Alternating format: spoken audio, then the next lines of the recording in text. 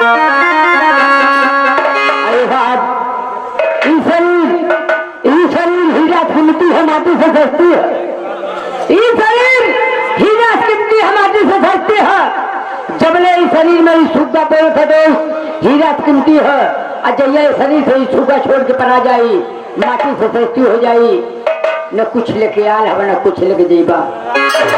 गाड़ी घोड़ा महल गाड़ी कतौरी बना लेबा, सब ही ले जाई, न केहू लेके आल है, न केहू लेके जाई। अरे दोस्त, उस समय की बात है, जो समय इंसान माई के गर्भ में 9 महीना उल्टा रहता है रो, बारे भगवान के फिर उल्टी अलग है रो। लगाइए मास्टर में गीत के माध्यम से।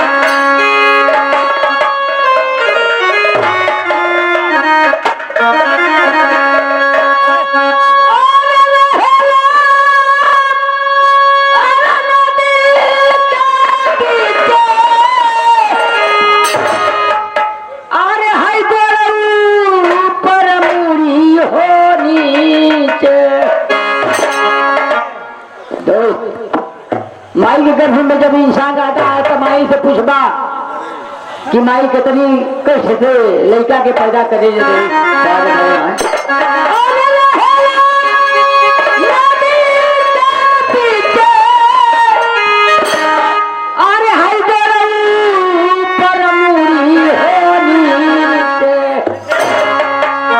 किया हो मोर रामा, किया हो मोर रामा, अरे है दुबला